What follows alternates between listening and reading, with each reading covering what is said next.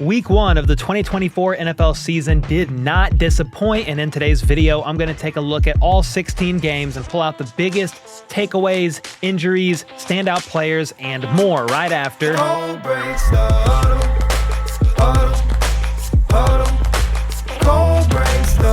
All right, Week 1 has officially come and went with 16 glorious games being played between last Thursday and Monday night. Before we get into the Sunday slate, let's quickly recap the two games on Thursday and Friday. First up, the Chiefs took down the Ravens in the season opener at Arrowhead, with the Ravens losing by a toe. Before that, the Chiefs offense was looking explosive, with Rashee Rice looking like the yak master he is, and Xavier Worthy being the speed demon he is, scoring a touchdown on his first touch. He housed a 21-yard end around. He also scored later in the game thanks to a busted coverage by the Ravens. Derrick Henry scored on the first drive of the game, but other than that, it was basically Lamar versus everybody as he was running wild. The game came down to the final drive with Baltimore down 27-20. They drove all the way down the field with Lamar missing a wide-open Zay Flowers on the second-to-last play. That was bad. Then as time expired, Lamar fired one last pass to Isaiah Likely in the back of the end zone, whose toe was barely on the line. He towed the line. All right, enough of that. This was enough to rule it an incompletion after review, thus sending the Ravens packing. He's now 1-5 against Patrick Mahomes, by the way. Then on Friday night, the Eagles took down the Packers in Brazil on one of the worst fields I've ever seen, with players from both teams losing their footing all game long. Jalen Hurts had moments where he looked great connecting with A.J. Brown and Devontae Smith on some big plays, and others where he looked completely lost, throwing 2 picks as well as fumbling twice, losing one of them. The real hero of the game, though, was Saquon Barkley, who scored not 1, not 2, but 3 touchdowns in his Eagles debut, with 2 on the ground and 1 in the air, officially making Giants GM Joe Schoen the biggest loser here for letting this man walk into free agency and sign to their rival. I'm going to have a tough time sleeping if Saquon goes to Philadelphia, I'll tell you that. I've been around enough players, but he's the most popular player we have by far. Despite Saquon running wild, the Packers had an unlikely chance to win it at the end, with Jordan Love uncorking this ball to Jaden Reed down the sideline, who had a great freaking game, by the way. However, it was on this drive that Jordan Love got his knee twisted up badly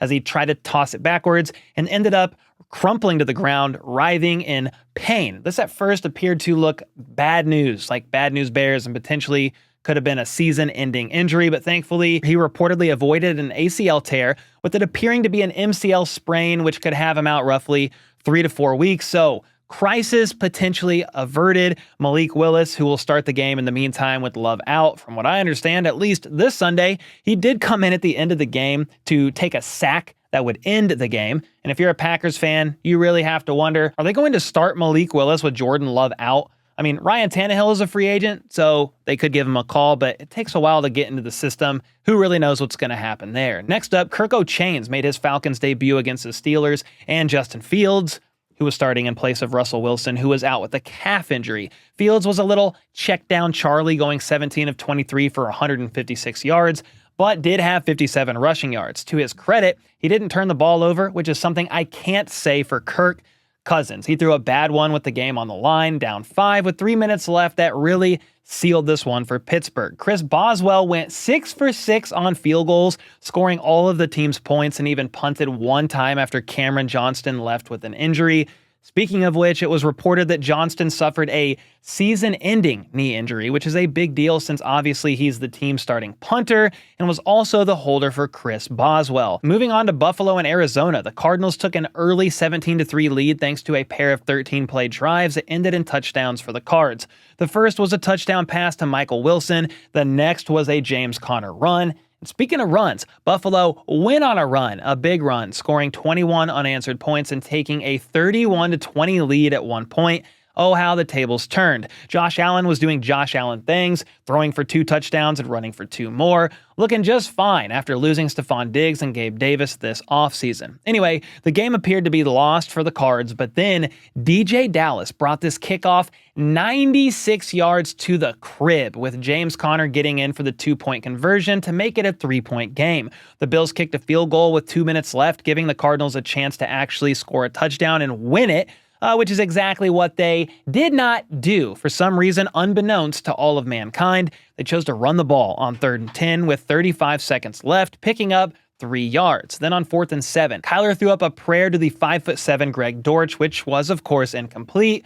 Although you could make a case there, it could have been PI since the defender never turned back to the ball, and there was some contact there, but oh well, the Cardinals' play calling ultimately cost them the game more than anything else, even with Josh Allen gifting them a fumble early on in the game. Something else to note is that Marvin Harrison Jr., the most anticipated rookie receiver since Calvin Johnson, did nothing in this game. Just one catch for 4 yards and had a pretty bad drop at one point, but was wide open on a play here where Kyler sadly wasn't able to connect with him, which was a bummer to see.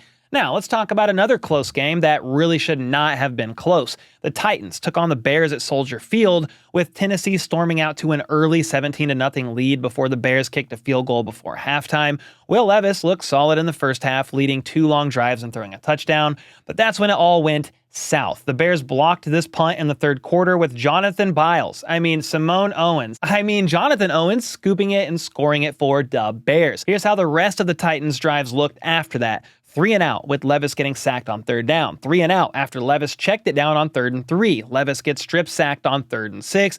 Will Levis faces pressure on 3rd down and flicks the worst pass I've ever seen to the cornerback, who houses it and gives the Bears the lead. Then another 3 and out after he misses Calvin Ridley on 3rd down. And finally, with the game on the line down by 7, he floats up a prayer into double coverage that gets picked. One of the worst second half meltdowns we've seen in quite some time. He was actually a better QB for the Bears than Caleb Williams was. Caleb threw for 93 yards and looked okay. Not great in his debut, but waltzes into a win thanks to the Bears defense and little Willie Levis. All in all, a dub is a dub. However, in some not so great news for the Bears, their rookie wideout Rome Odunze injured his knee during the game and underwent an MRI. And we're going to have to wait and see what the severity of the injury is once those results are in. And the results are in. It's going to be a MCL sprain considered week to week. I don't think it's going to be serious enough to put him on IR, which most likely means a grade 1 sprain. And before I get into this next game, I got to give a quick plug, a shout out to Underdog, the season-long sponsor of the channel. So make sure to use code CBTH with Underdog Fantasy to get up to $1,000 in bonus cash and a special pick'em in the lobby. Their weekly pick'ems are a blast, and you already know I'll be choosing my 5 favorite higher or lower stats on key players to win up to 20x on my money. So sign up today using code CBTH or clicking the link in the description down below. Next, we got quite the upset between the Patriots and Bengals. Jamar Chase did indeed suit up for this game despite being in the middle of his contract situation, holding in all through training camp and preseason. Meanwhile, T. Higgins sat out with a hamstring injury. It was a low-scoring game with the Patriots getting on the board first thanks to a Ramondre Stevenson touchdown early in the second quarter. The Bengals were starting to put a drive together, marching down the field and getting into the red zone. Joe Burrow then connected with tight end Tanner Hudson, who looked like he had a sure touchdown, but the ball got punched out at the goal line with the Patriots recovering. That was a soul crusher right there. The Patriots themselves then went on a soul-crushing 12-play drive that ended in a field goal and took a 10-0 lead into halftime. The Bengals' nightmares didn't stop there as Charlie Jones fumbled on this punt return and Pats turned it into a quick 3 points. Tanner Hudson refused once again to hold on to a football as he dropped this one on 3rd and 2. Then the Patriots D stood strong on 4th down, turning them over on downs. Cincy finally put together a cohesive drive late in the 3rd quarter that was capped off by a Zach Moss touchdown. And despite all the chaos, they were only down 13-7 at one point. Jacoby Brissett then marched his squad down the field before they had to settle for another field goal. But that once again made it a 2-score game, since he responded with a 51-yarder from Evan McPherson and actually got the ball back with around 3 minutes to go and a chance to score a touchdown and win it. That did not happen, though, as they went 3 and out and punted the ball back, with the Patriots picking up a couple first downs and running out the clock.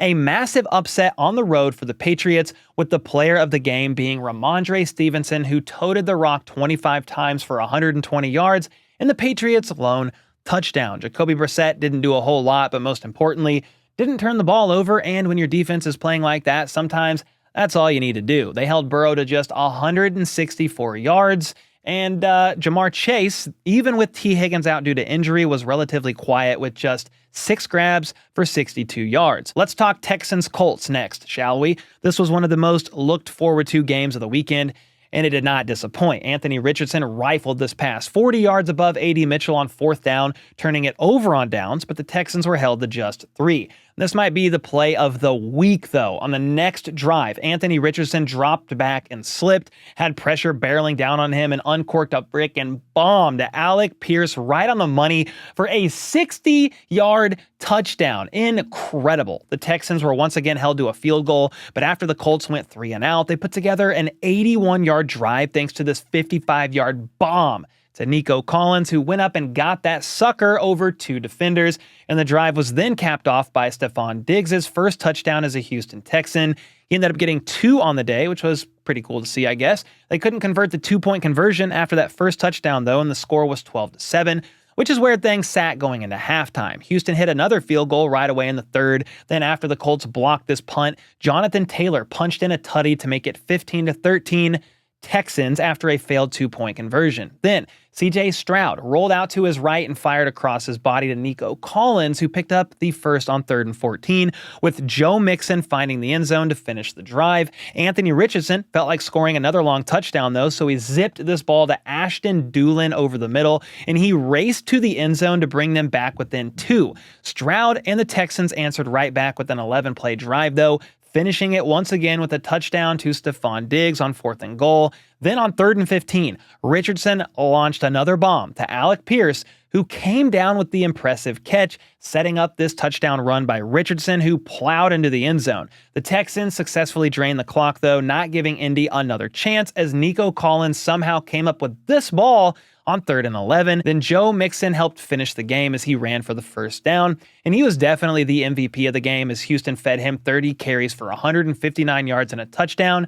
And what a game it was. Now, before we talk about the Jags and Dolphins game, Tyreek Hill was detained by police before the game, being pulled over for speeding on his way there. Body cam footage has since been released to an uproar for those in support of Tyreek, and also those in support of the police for Tyreek not rolling down his window again when asked to do so. I will say the police came off pretty aggressive here, maybe more than needs be. One of the wildest moments of this whole ordeal, though, from the body cam footage was when the police officer, one of them, found out Tyreek played for the Dolphins. He dropped an F-bomb in response. So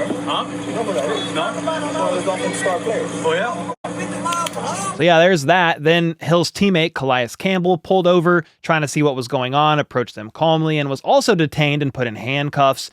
And this whole ordeal is just kind of a mess. Tyreek, yes, could have instead just done the speed limit, wore his seatbelt, and more quickly complied to the officer's commands.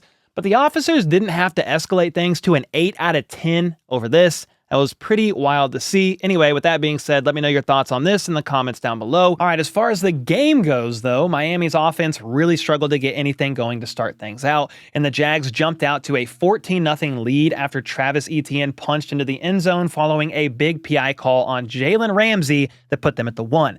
Then, later in the second quarter, Trevor Lawrence threw a beautiful ball to rookie Brian Thomas Jr. for his first NFL touchdown. Miami finally put a drive together with Tua marching them down the field, and Devon Achane popped this one in to put them on the board. The Jags hit a field goal before the half, and this was the last points they would score all game. Travis Etienne fumbled at the goal line. That was a brutal one. I had to pick him on higher than 1.5 touchdowns, so I was very sad, and that would cost them mightily as Tua connected with Tyreek on the first play following the fumble, and Tyreek was gone, housing this one for 80 yards in typical Tyreek-like fashion. And after the TD, he hit a wild celly with Jalen Waddle putting him in handcuffs, which is wild. Anyway, after stonewalling Etienne on 4th and 1, the Dolphins missed a 42-yard field goal, going very wide left with it. They did hit the next one, though, after forcing a punt and driving down to set up this 37-yarder. Miami then sacked Trevor Lawrence on 3rd down, getting the ball back, and they nickel and dimed their way down the field to set up the 52-yard game-winning field goal.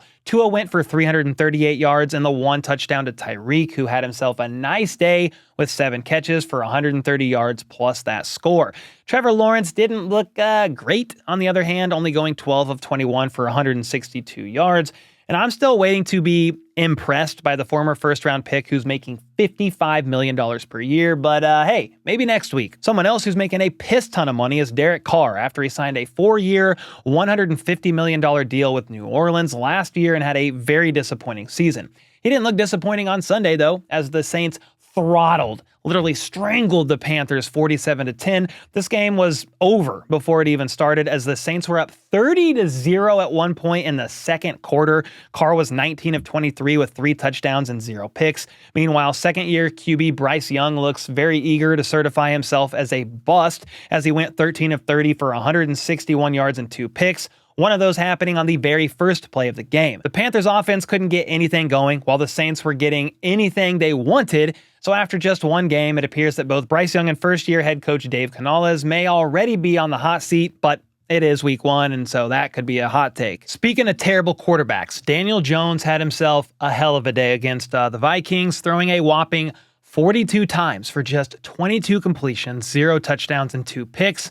One of which was a pick 6 that he threw directly at Andrew Van Ginkel. By the way, Van Ginkel is the same guy that sacked Jones last year on the play that he injured his neck and missed the remainder of the season. Something else that's fun to talk about is that since Daniel Jones signed that 4-year, $140 million deal before last season, he's thrown 2 touchdowns and 8 interceptions, 3 of those being pick 6s. So he's thrown more touchdowns to the defense than he has to the offense, which is actually insane. Meanwhile, Sam Darnold, the former third-round pick who's now on his 4th team, actually looked great yesterday for the Vikes. He was making accurate throws all game long and finished 19 of 24 for 208 yards, 2 touchdowns, and 1 pick that came when Dexter Lawrence hit his arm as he threw. Aaron Jones looked explosive in his Vikings debut as well, rushing 14 times for 94 yards and a touchdown as the Vikings dominated the G-strings 28-6. Vikings wide receiver Jordan Addison exited the game with an ankle injury, and apparently he avoided a significant injury, but his status for week 2 is still up in the air. Next up, the Raiders and Chargers squared off in LA, with the Chargers looking exactly like a Jim Harbaugh team. 27 rush attempts for 176 yards, 26 pass attempts for 140 yards. It was a very low-scoring game at halftime, with the Raiders up 7-6 after Alexander Mattison hurdled a man, broke a tackle, and took the screen pass to the house. The Chargers put their 3rd field goal of the day on the board before J.K. Dobbins broke a tackle and found the end zone to put the Bolts up 16-7. Then fast forward a bit here. This was one of the most head-scratching decisions I've seen in a while. The Raiders were down 16-10 halfway through the 4th quarter and were facing a 4th and 1 on the Chargers' 43-yard line. And instead of opting to go for it, Pierce elected to punt and give the ball back to LA, who then marched 92 yards down the field, with Ladd McConkey scoring this beauty of a touchdown that put the game away. A truly baffling decision by Pierce that I will never truly understand. He said, they had 3 timeouts, they backed them up like they wanted, and the defense just needed to make a stop. But that's a weird thing to do, man. It's 4th and 1, go for it. Anyway, after the 2-point conversion failed, a fight broke out in the end zone, and Jack Jones of the Raiders and Josh Palmer of the Chargers were both ejected. There was also multiple fights that broke out in the stands between fans as well, but that's nothing new for Raiders fans. And sticking in the AFC West here, the Broncos and Seahawks duked it out in Seattle, with Bo Nix making his first NFL start. The QB on the other side, Geno Smith, made things interesting when he was picked off on his first pass attempt of the game. He really wants to be like Bryce Young, I guess, for a minute, and despite the excellent starting field position, the Broncos had to settle for 3. Both teams traded punts back and forth before Seattle finally got on the board with a field goal of their own. And this is where things got ugly for everyone. Audric Estime fumbled, but Denver recovered. Then Bo Nix finished the turnover job for him and threw into double coverage here, getting picked off at the 1-yard line. Smart play by Bo, though, because Anthony Bradford got called for a hold in the end zone, which resulted in a safety. Believe it or not, this would not be Seattle's only safety of the game either. Denver had to punt following the safety, but the return was muffed, and they recovered, though again, they had to settle for a field goal. Geno Smith then looked like Geno Vick here, scrambling for a 34-yard touchdown to give Seattle the lead, 9-8. Denver again had to punt and pin Seattle at the 1, and on the first down, Zach Charbonnet was tackled in the end zone for another safety. This gave Denver back the lead, 10-9. Bo Nix actually made a great back shoulder throw to Josh Reynolds here, and Denver hit another field goal to take a 13-9 lead into half. Seattle's offense finally heated up in the second half, with Kenneth Walker picking up a first down here, then breaking free for this 23-yard touchdown. Then on third down, Jaleel McLaughlin got stripped, which set up yet another Seattle field goal. After the Broncos went 3 and out, Geno hit Zach Charbonnet on a wheel route to give Seattle a 2-score lead. Bo Nix decided this would be a good time to throw in a triple coverage, so he did just that and got picked for the second time, essentially sealing Denver's fate in this one. They did get the ball back, and Bo Nix scrambled for this touchdown, but it was too little, too late as Tyler Lockett snagged this ball with one hand. Nice grab on third down, and Seattle ran out the clock and picked up the W. Now, earlier in the day on Sunday, it was announced that Dak Prescott signed a massive 4-year, $240 million deal with $231 million guaranteed, making him the highest paid player in NFL history on a deal that should keep him in Dallas through the 2028 season. That's a lot of money for someone who is 2-5 in the playoffs and has never gotten close to a Super Bowl ring. But the Cowboys' hands were tied, and if they didn't fork over that money, somebody else certainly would have next year for Dak in free agency. He did what he does best in their win over the Browns, and that is ball out in the regular season. The Cowboys were up 27-3 at one point thanks to Brandon Cooks getting open on this 21-yard score. Zeke Elliott then punched in a 3-yard run. Kevontae Turpin then returned a punt 60 yards to the crib, and Brandon Aubrey also hit a couple of field goals. Deshaun Watson, meanwhile, did throw a touchdown to Jerry Jeudy, and Jerome Ford scored a garbage time TD, but this one was over before it started. Deshaun Watson looked horrible, throwing 2 picks on the day and squeezing out just 169 passing yards on 45 attempts. A tough start for the Browns and their so-called franchise QB that's locked into a $230 million fully guaranteed contract. Yikes. Sometimes you have bad quarterbacks signed to massive deals, and sometimes you have quarterbacks signed to team-friendly deals that ball out, which is exactly what Baker Mayfield did against the Commanders. He went 24 of 30 for 289 yards and 4 scores, 2 of which were to Mike Evans, who never seems to age. Chris Godwin also had himself a day, catching 8 passes for 83 yards and a touchdown.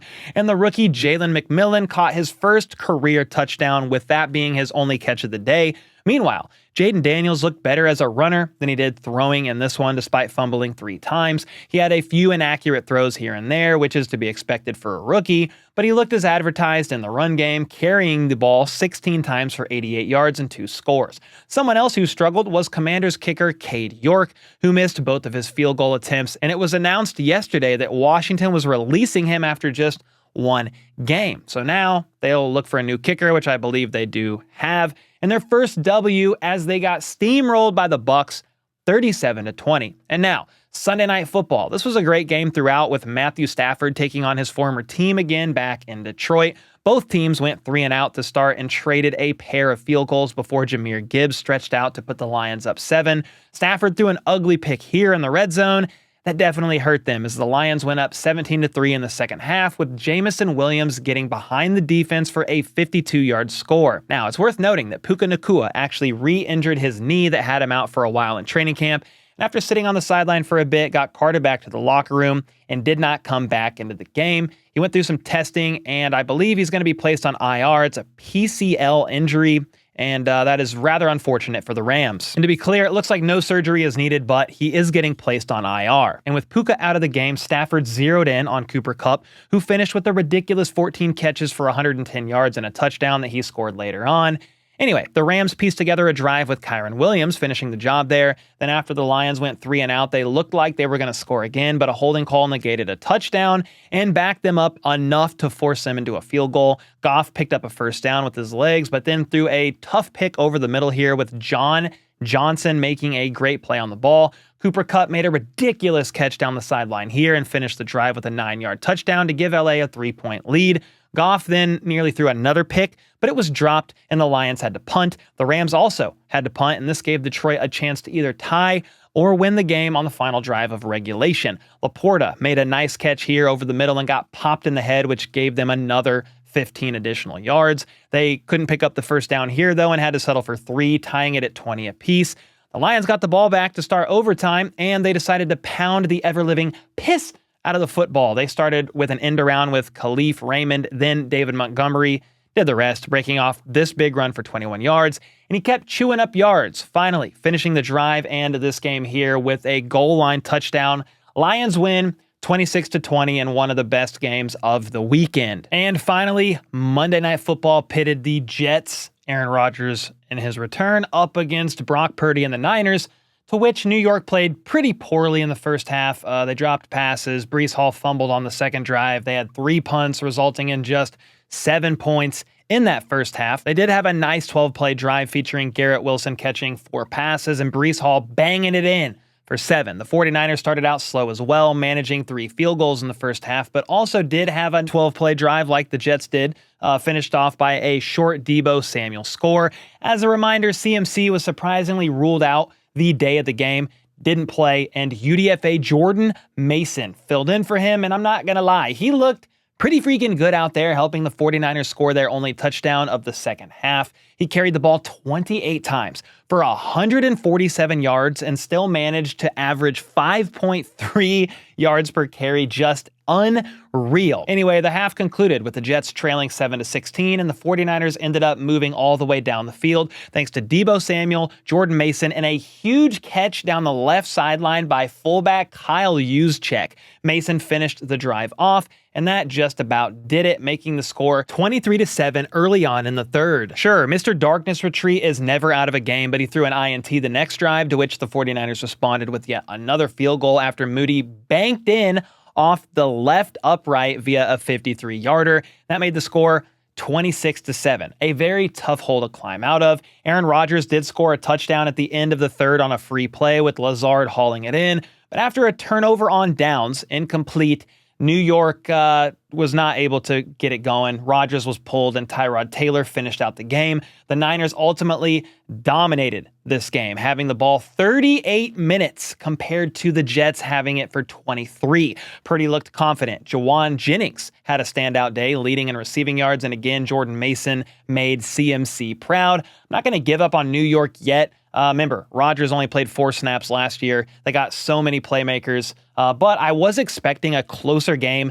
than 32-13 before Tyrod Taylor tossed a garbage time touchdown to Lazard with under a minute remaining. And with that, there's your week 1 recap. It was a beast, but let me know your thoughts on some of these teams heading into week 2. Who are your biggest risers? Who are those that appear to suck and might remain so? Let me know your thoughts on all that in the comments below.